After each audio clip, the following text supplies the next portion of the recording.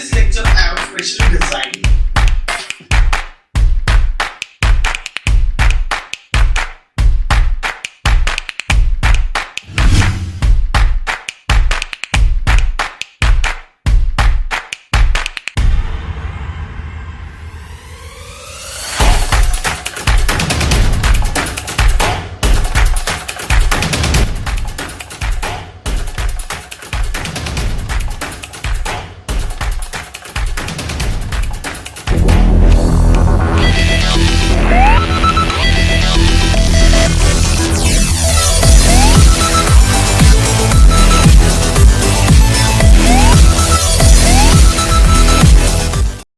Hey, hello students, welcome back everyone and I hope आप लोगों ने oscillation chapter, rotational dynamics chapter, ये दो चैप्टर अच्छे से पढ़े रहेंगे।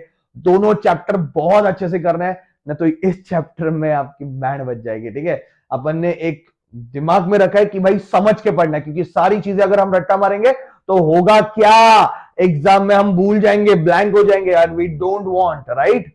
ओके, हम जो पढ़ के जाएंगे, समझ के पढ़ के जाएंगे, एग्जाम में जाके लिखेंगे, ये हम दिमाग में रख के आगे बढ़ने वाले हैं। ठीक है, तो समझना बहुत जरूरी है। We are discussing the question bank. Yes my dear student, question bank पर डिस्कशन कर रहे हैं और आज हम बात कर रहे हैं सुपरपोजिशन ऑफ वेव्स की, और इसमें सबसे पहला टॉपिक है सिंपल हार्मोनिक प्रोग्रेसिव वेव। अभी सुपरपोजिशन ऑफ वेव्स में मैंने क्या कर दिया, मैंने इस चैप्टर को ना एक समझ लो आपकी मैंने 5-6 पार्ट में डिवाइड किया, और उसमें सबसे पहला पार्ट है सिंपल हार्मोनिक प्रोग्रेसिव वेव। अभी ये जो क्वेश्चन है, इसके ऊपर का इक्वेशन जो है, कॉन्सेप्ट ऑफ फेज लैग है, पार्टिकल वेलोसिटी है, ये सब 11th स्टैंडर्ड में दिया हुआ है। ऑफ कोर्स आप स्टार्ट करोगे टेक्स्ट बुक के साथ, तो टेक्स्ट बुक के स्टार्टिंग में थोड़ा बहुत वापस नॉलेज दिया हुआ है।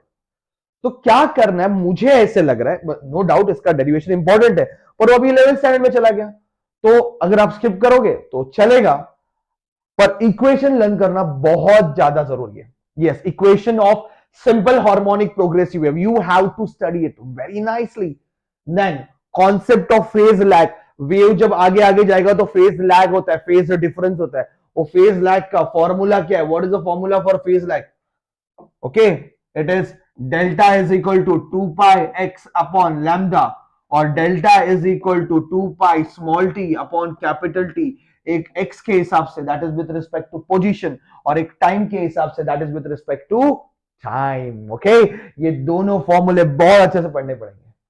इसका इक्वेशन करना पड़ेगा, y is equal to a sine 2 pi okay N T minus X by lambda, ये वाला अच्छे से करके जाना। और मेन चीज इक्वेशन, क्योंकि इसके सम्स है ना यार, टेक्स्ट बुक में सम्स तो देके रखे पीछे, तो सम्स तो करने पड़ेंगे, और सम्स तो अच्छे क्वेश्चन है इसके। तो ये जो इक्वेशन रहता है ना, उसमें ये बाहर 2 पाई नहीं, मतलब बहुत बार बाहर 2 पाई नहीं देते, कुछ और ही वैल्यू दे देते। तो ऐसे टाइप के क्वेश्चन अपने को करने हैं। ठीक है, तो अभी तुम लोगों ने क्या किया, सिंपल हार्मोनिक प्रोग्रेसिव वेव का कॉन्सेप्ट दिमाग में लाया। क्या लाया दिमाग में? कॉन्सेप्ट। ऊपर लिंक आ रहा है, क्लिक करोगे आपको कॉन्सेप्ट न्यूमेरिकल सारे हो जाएंगे। अगर आपको नहीं आते रहेंगे तो, अगर आता है तो वीडियो ऊपर का देखने का जरूरत नहीं है, मैं हर लेक्चर में आपको बता रहा हूं ये बात। ठीक है, तो ये आप कॉन्सेप्ट जो है कर लो अच्छे से, और एक बार आपका कॉन्सेप्ट अच्छे से हो गया, then you are going to do this sums. Yes, ये सम सारे क्वेश्चंस कवर करता है, मस्त वाले क्वेश्चंस है, एकदम स्क्रीनशॉट निकाल के ले लो, या फिर नीचे डाउनलोडिंग फाइल में ढूंढो, आपको मिलेंगे ये सारे क्वेश्चंस मैंने दिए हुए हैं। खास करके फेज डिफरेंस वाले सम, मतलब ये 5th सम जो है यार, 4th सम जो है, वो मुझे काफी हद तक अट्रैक्ट कर रहा है, और ये डेफिनेटली फर्स्ट सम। तो ये कुछ अच्छे क्वेश्चन 2 मार्क के लिए हो सकते हैं। ठीक है, तो अभी phase lag, phase difference formula learn किए, ये क्वेश्चन आराम से सॉल्व हो जाएंगे। ठीक है, तो सबसे पहला पार्ट तो इतना ही है, simple harmonic progressive wave. Done बच्चा? चलो, now once you do this part, then you have to go for the next concept, that is superposition of waves. उसके पहले, ये करने से पहले मैं आपको बोलूंगा आप रिफ्लेक्शन वाला कॉन्सेप्ट अच्छे से करो।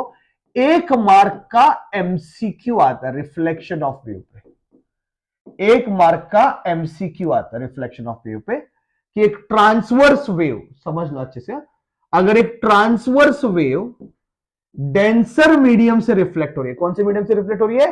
डेंसर मीडियम से। ये वेव वेलोसिटी है, ये पार्टिकल वेलोसिटी है। तो अगर ट्रांसवर्स वेव, ओके, जिसमें आप देख सकते हैं क्रेस्ट है, डेंसर मीडियम से रिफ्लेक्ट हो रही है, देन व्हाट विल हैपन, वो तरफ बन के बाहर आएगा। मतलब बेसिकली क्रेस्ट जो है वो तरफ बन के बाहर आता है, और तरफ जो है वो क्रेस्ट बन के बाहर आता है। और आप देख सकते हो कि इसमें अपोजिट फोर्स आने से पार्टिकल वेलोसिटी रिवर्स हो जाती है, वेव वेलोसिटी रिवर्स हो जाती है। और पार्टिकल वेलोसिटी जब भी रिवर्स होगी उसको हम बोलते हैं चेंज इन फेस। ओके, मैं जानबूझ के आपको ये चीज सिखा रहा हूं अभी यहां पे, क्योंकि एक मार्क का एमसीक्यू आने का ब्राइट चांसेस है इसके ऊपर। सो मैं आपको बोल रहा हूं कि ये करके जाना भाई, बहुत इंपॉर्टेंट है। क्रेस्ट तरफ में बदल गया, जाते वक्त क्रेस्ट था, तरफ बन के बाहर आ गया, रिफ्लेक्शन के बाद तरफ अगर जाएगा तो क्रेस्ट बन के बाहर आ जाएगा, और फेस चेंज होगा by pi radian, that is 180 degree. देखो, पार्टिकल ऐसे ऊपर की तरफ थे, फिर नीचे की तरफ चले गए, तो 180 से फेस क्या हो गया? चेंज हो गया। ओके, अगर रेरर मीडियम पे बात करेंगे, अगर रेरर मीडियम पे बात करेंगे, तो पॉइंट याद रखो, रेरर मीडियम पे बच्चा वेव ऐसे जा रही है, टकरा के वापस आ गई। ओके, वेव गई, टकरा के वापस आ गई, मतलब रिफ्लेक्शन हुआ। ओके, और ये जो क्रेस्ट है वो क्रेस्ट की तरह ही बाहर निकला, पार्टिकल वेलोसिटी रिवर्स नहीं हुई। तो क्रेस्ट क्रेस्ट की तरह ही बाहर निकला, तरफ तरफ की तरह ही बाहर निकला, and there is no change in phase, there is no change in phase. और फेज चेंज क्यों नहीं हुआ? क्योंकि पार्टिकल वेलोसिटी रिवर्स नहीं हुई। Is it clear? याद रखो, अगर ट्रांसवर्स वेव है या फिर लॉन्जिट्यूडनल वेव है, अगर डेंसर मीडियम से रिफ्लेक्ट हो रहा है, then always there is change in phase. और रेयर मीडियम से रिफ्लेक्ट हो रहा है तो फेस चेंज नहीं होगा। बहुत सिंपल है, याद रखना। ठीक है, मैं आपको, मुझे ऐसे लग रहा है इसलिए मैं इसके ऊपर थोड़ा टाइम स्पेंड कर रहा हूं। I hope you are getting it.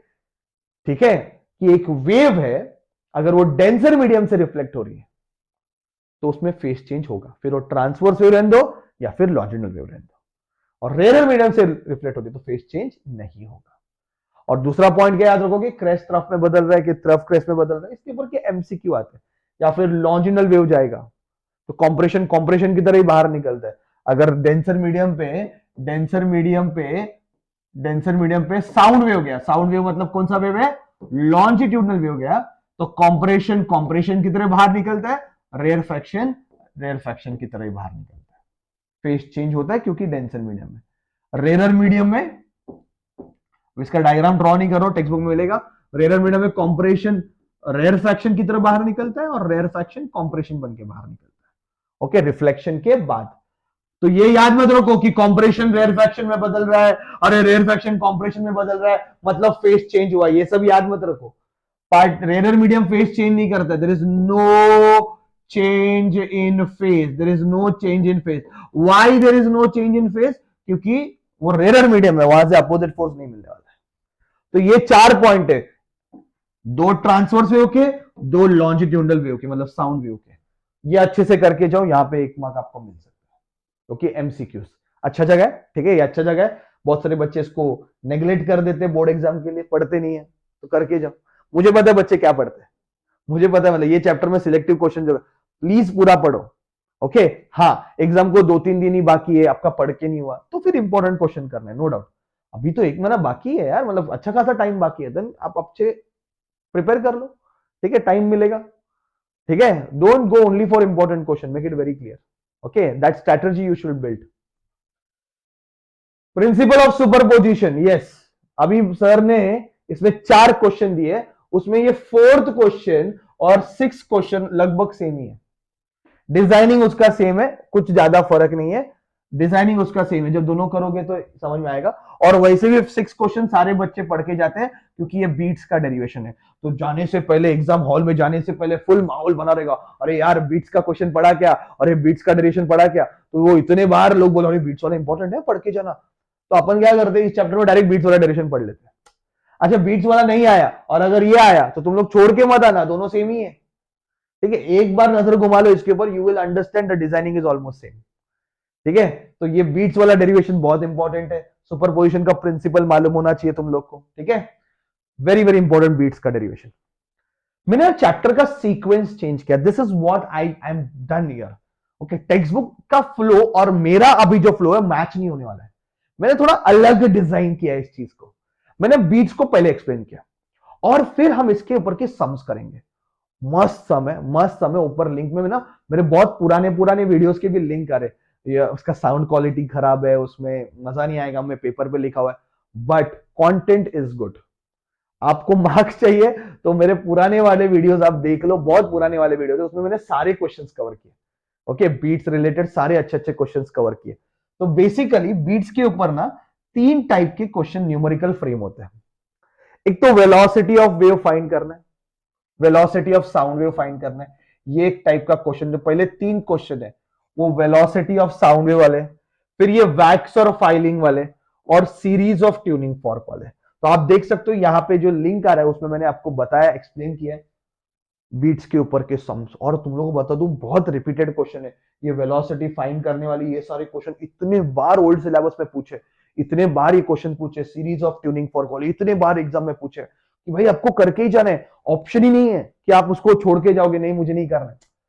नहीं आया तो इट्स ओके, पर आया तो, क्योंकि इंपॉर्टेंट है, इतने सालों से एग्जाम में पूछे, तो you have to be very much prepare for this type of questions beats के ऊपर। और मैंने इसको 3 पार्ट में डिवाइड किया, अभी दिखते हो सारे साथ में दिख रहे हैं, आप चाहिए तो स्क्रीनशॉट ले सकते हो, दिखते हो आपको सब साथ में दिख रहे हैं, बट एक्चुअल में ये वेलोसिटी वाले समय एक किया तो आगे के 2 आ जाएंगे, ये वैक्स और फाइलिंग वाले समय इसका भी एक किया तो आगे के आ जाएंगे। इतने इजी इजी क्वेश्चन है। ठीक है, so please please please please please do it, please do it, is very very important. Okay, तो सम्स मैंने वहां पे एक्सप्लेन किया हुआ है, अगर आपको नहीं आते बीट्स के सम जरूर देखना, जरूर देखना, आपका कॉन्फिडेंस बहुत डेवलप हो जाएगा। ठीक है, चलो 3 पार्ट हो गए। पहला अपन ने क्या पढ़ा, simple harmonic progressive wave. Okay, उसका इक्वेशन पढ़ा, उसके सम्स किए, फिर रिफ्लेक्शन वाला कंसेप्ट कर रहा है सेकंड पार्ट में। थर्ड पार्ट में हमने बीट्स खत्म कर दिया। बीट्स खत्म करने के बाद अभी चालू होता है सुपरपोजिशन ऑफ वेव्स। क्या चालू, अभी इसका फोर्थ पार्ट हम चालू करने वाले हैं, दैट इज स्टेशनरी वेव्स। अभी कहानी कंप्लीटली अलग है, अभी स्टेशनरी वेव्स है। तो बीट्स वाला कॉन्सेप्ट हमने कर दिया, उसके न्यूमेरिकल कर दिए, उधर तक अगर आपको अच्छे से आ रहा है, then you will start with stationary waves. Stationary waves में भी सुपरपोजिशन का ही कॉन्सेप्ट है भाई, 2 वेव्स आके मिलने वाले, वही चीज होने वाला है, और इसका जो डेरिवेशन है वो भी इंपॉर्टेंट है। टोटल 4 क्वेश्चन है, बेसिक बेसिक है भाई। स्टेशनरी वेव्स मतलब क्या, उसका कैरेक्टरिस्टिक क्या है, distinguish between progressive wave and stationery waves, free vibration, force vibration, और एक मैंने यहां पे मेंशन नहीं किया पर आपको करके जाना चाहिए कि what is resonance. Okay, resonance मतलब क्या है, उसके एग्जांपल्स दे दो, ऐसे कुछ क्वेश्चन। ठीक है, फिर डिस्टिंक्शन हार्मोनिक और ओवरटोन, और ये वाला डेरिवेशन डिस्कस एनालिटिकली फॉर्मेशन। अब ये तीसरा डेरिवेशन सेम टाइप का है, इसके पहले हमने बीट्स के इधर देखा 2 डेरिवेशन, जो बीट्स वाला डेरिवेशन है सेम फॉर्मेट में ही है। ये तीनों डेरिवेशन साथ में हो जाएंगे, और तीनों इंपॉर्टेंट, तीनों में से एक आने का चांसेस होता है हमेशा। ओके, अगर नसीब अच्छा है आपका और आप अगर एकदम पॉजिटिव हो तो तीनों में से एक क्वेश्चन आ सकता है। ठीक है, तो discuss analytically formation of stationary waves, very important. और ये क्वेश्चन कैसे है, सेम एज बीट्स, तो ये तीनों साथ में हो जाएंगे, और इतना कॉन्फिडेंस बढ़ेगा, हर एक को अगर 2-2 बार भी लिखोगे ना, खत्म, एकदम इजी लगेगा आपको। ठीक है, so that is the analytical treatment of stationary waves. Okay, once you do this, now you completed 4th part. 5th और 6th पार्ट हमने सेपरेट कर दिया। सेपरेशन में हमने क्या किया, वाइब्रेशन ऑफ स्ट्रिंग लिया और vibration of air column. Okay, इसके आगे के पार्ट में वाइब्रेशन ऑफ स्ट्रिंग लिया हुआ है। Okay, so this is something important, vibration of string. तो वाइब्रेशन ऑफ स्ट्रिंग में बच्चा, वाइब्रेशन ऑफ स्ट्रिंग में बच्चा, different modes of vibrating string बहुत अच्छे से पढ़ना पड़ेगा, इसके सम सॉल्व करके, खास करके फर्स्ट हार्मोनिक क्या होता है, सेकंड हार्मोनिक क्या होता है, ओवरटोन क्या होता है कि नहीं, ये सब मालूम होना चाहिए आपको। फंडामेंटल फ्रीक्वेंसी क्या है, n is equal to 1/12 root of T by M, फिर लॉज ऑफ वाइब्रेटिंग स्ट्रिंग, और उसके ऊपर सोनोमीटर, और सोनोमीटर तो पढ़ना ही पड़ेगा आपको। मैं तो बोलता हूं इस पार्ट को बहुत अच्छे से करके जाना, क्योंकि प्रैक्टिकल एग्जाम में आपको ये तो परफॉर्म करना है कि नहीं। और जो एक्सटर्नल टीचर आएगा वो आपको तो डाउट कुछ वाइवा पूछेगा कि बताओ इसके बारे में क्या पता है, उसके बारे में पता है, तो सोनोमीटर तो बाय डिफॉल्ट आप पढ़ने वाले हो, तो थोड़ा फॉर्मूले में थोड़ा डिटेल में करके जाओ, तो एग्जामिनर जब आपको क्वेश्चन पूछेगा आप खुशी खुशी आंसर दोगे, फुल मार्क्स मिलेंगे। है कि नहीं? वाइवा आप जितना अच्छा से दोगे उतना अच्छे मार्क्स मिलते हैं, राइट? तो ये सोनोमीटर वाला, ये स्ट्रिंग है, वाइब्रेशन ऑफ स्ट्रिंग, मतलब ये है ट्रांसवर्स स्टेशनरी वेव्स। कौन सा है बच्चा? Transverse stationary waves. अच्छा क्वेश्चन है, वाइब्रेशन ऑफ वेव। इसमें वेलोसिटी ऑफ वेव का फॉर्मूला है v is equal to root of T by M. सुन लेना मेरा एक 2 मिनट के लिए, वेलोसिटी का फॉर्मूला जो है वो root of T by M है। Okay, velocity of transverse wave in the string. और ये m है ना, मास नहीं है, याद रखना, गड़बड़ हो जाता है बहुत सारे बच्चे जो नहीं पढ़ने वाले। ये स्मॉल m क्या है? Linear density. क्या है ये? Linear density. ऑफ कोर्स तुम लोग पढ़ोगे, समझ के ही पढ़ोगे, ये दोनों क्वेश्चन पढ़ोगे तो ये सारे क्वेश्चन हो जाएंगे, पर तो भी प्रिसाइसली याद रखना, स्मॉल m लीनियर डेंसिटी। और वेलोसिटी हमेशा directly proportional to root of T रहता है। टी क्या है? टेंशन। अच्छे क्वेश्चन है कि नहीं? तो एक बार आपने ये क्वेश्चंस कर दिए, वाइब्रेटिंग स्ट्रिंग, ये इंपॉर्टेंट है, कॉन्सेप्चुअल है, प्लीज अच्छे से पढ़ना, प्लीज अच्छे से। हार्मोनिक मतलब क्या, ओवरटोन मतलब क्या, दिमाग में क्लियर चाहिए, उसके बिना ये सम्स नहीं कर पाओगे, उसके बिना ये सम्स नहीं कर पाओगे फॉर श्योर। ओके, तो मुझे चाहिए कि आप इस चीज को बहुत अच्छे से करना, फिर ये चारों सम आपके एकदम मस्त बेकी हो जाएंगे। अभी ये एक टाइप के सम है, इसके मुझे जो लगता है ना कि सबसे इंपॉर्टेंट सम है, वो है सोनोमीटर और बीट्स वाले सम, कंबाइन वाले सम। और बहुत ब्यूटीफुल तरीके से मैंने उनको एक्सप्लेन किया हुआ है, लिंक में आप देखो, आपका पूरा डाउट सॉल्व हो जाएगा। तो ये जो क्वेश्चन है 5, 6, 7, 8, ये भी स्ट्रिंग वाले सोनोमीटर की सम है, पर बीट्स के साथ कोलैब किया हुआ है। कोलैब है ना, जैसे तुम लोग करते हो कोलैब, वैसे दो कॉन्सेप्ट ने कोलैब करके सम बना है। मस्त सम है, मतलब प्रीवियस ओल्ड सिलेबस में तो मचाया था इसने, बहुत सारे क्वेश्चन इसके ऊपर पूछे थे, मतलब एग्जाम में आते थे, एग्जाम में खास करके ये 8 वाला क्वेश्चन आ गया भाई, मैक्सिमम बच्चे छोड़ देंगे क्वेश्चन, पर एक्चुअल में बहुत सिंपल है। स्पेसिफिक ग्रेविटी वाला सम तभी एक दो बार एग्जाम में पूछा भी था, तो मैंने सॉल्व किया हुआ है, देख लो, 2 मिनट में सॉल्व हो जाएगा। तो ये पार्ट इंपॉर्टेंट है। तो एक तो फॉर्मूला बेस्ड सम है जो अपने स्टार्टिंग में किया, ये वाले सम है ना, ये वाले, ये फॉर्मूला बेस्ड सम है, ये एक बार हो गए, फिर सोनोमीटर और बीट्स वाले सम, मस्त सम है। ठीक है, please spend time on this, this is very important. ये नहीं बताएंगे कोई, मैं आपको बता रहा हूं।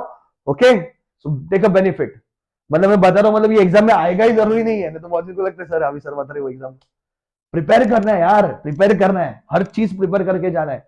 Okay, we have to be ready. Okay, अगर टाइम कम है अपने पास, नहीं प्रिपेयर कर पा रहे, तो मैं क्यों इतना बोल रहा हूं कि कुछ कुछ चीजें आप करके ही जाओ, don't put it for option. अर्देन बोलेंगे अरे यार अभी एग्जाम को 2 ही दिन बाकी है, अरे एग्जाम को 5 ही दिन बाकी है, मेरा ये चैप्टर पढ़ के नहीं आया, मैं छोड़ देता हूं। मत, जो जो मैंने रेड से मार्क किए, जो जो मैंने ऐसे बताया कि ये इंपॉर्टेंट है, वो एटलीस्ट वो तो करके जाओ, है कि नहीं? पूरा चैप्टर करके जाना चाहिए, पर ऑप्शन में डालने से अच्छा कुछ तो करके जाओ। अगर नसीब अच्छा रहेगा तो आपके हिसाब से पेपर आ जाएगा, तो लॉटरी है कि नहीं? चलो next and last, last part is vibration of air column. और बच्चा ये दो क्वेश्चन में बहुत मचा हुआ है, ओपन पाइप क्लोज पाइप, तो मतलब ये सब बच्चे लोग पढ़ के जाते हैं, क्योंकि एग्जाम में जाने से पहले इनका हवा रहता है, अरे ओपन पाइप वाला डेरिवेशन क्या हो गया, अरे क्लोज पाइप वाला तो इतने बार एग्जाम में आया, पढ़ के पढ़ा गया, सारे दोस्तों से आ रहे, टीचर से आ रहे, क्लोज पाइप वाला पढ़। तो they are very important question, please do it. इन दोनों को अच्छे से पढ़ना, इन दोनों के फॉर्मूला में कंफ्यूज मत होना, और प्लीज इसके साथ जो सबसे इंपॉर्टेंट चीज है कि एंड करेक्शन क्या है, मैंने क्वेश्चन नहीं डाला हुआ है, पर याद रखो एंड करेक्शन का कॉन्सेप्ट पढ़ के जाओ, 1 मार्क के लिए आ सकता है, न्यूमेरिकल आ सकता है। ठीक है, तो ये करना बहुत जरूरी है, अगर ये नहीं एंड करेक्शन पढ़ोगे तो न्यूमेरिकल भी नहीं आएंगे ना, तो एंड करेक्शन वाला भी करना बहुत जरूरी है। तो ओपन पाइप, क्लोज पाइप और एंड करेक्शन का कॉन्सेप्ट पढ़ लिया क्या है। एंड करेक्शन का फॉर्मूला क्या है? 0.3 times of small D. Okay, resonance tube experiment college में करोगे, प्रैक्टिकल में करोगे, उसमें यूज होगा। वाइवा जो टीचर आएगा वो पूछेगा बता एंड करेक्शन का फॉर्मूला क्या है, 0.3 times of small D. Small D क्या है? Internal diameter of the tube, है कि नहीं बच्चा? तो ये करो, इसके ये सारे क्वेश्चंस कर दो, यू विल गेट इट। ठीक है, दैट्स कंप्लीट दिस चैप्टर। बहुत कॉन्फिडेंट हो जाओगे ये चैप्टर करने के बाद, इजी है। मुझे ऐसा लगता है किसी बच्चे को ऐसे 2 चैप्टर, ऑसिलेशन और ये वाला chapter superposition of waves, option में नहीं डालना चाहिए, पढ़ के जाओ अच्छे से। आपको इसके अलावा अगर लग रहा है कि मैंने क्वेश्चंस कवर नहीं किए, पर आ सकते, ऑफ कोर्स मैंने बहुत सारे क्वेश्चन कवर नहीं किए, क्योंकि we are discussing only on the question bank which is quite important. Okay, पर please you are free, don't just depend on my theories, पर ये सारे क्वेश्चन आपको करके ही जाने, इसके अलावा भी आपको करने, करो, कोई टेंशन नहीं, पर बिना ये करे आगे मत बढ़ना। ठीक है, डिस्क्रिप्शन में मैंने सारे डिटेल्स दिए हुए हैं, सारे वीडियोस के लिंक वगैरह सब कुछ दिया हुआ है, आपको जो चाहिए आपको डिस्क्रिप्शन में मिल जाएगा, तो please go to description, read it carefully, okay, download all the files, okay, that will be helpful for you, okay, और सब्सक्राइब करो और कोशिश करो ये चैप्टर आप ऑप्शन में नहीं डालोगे और बहुत अच्छे से स्कोर करोगे, okay, it's one of the simplest topic. Thank you very much.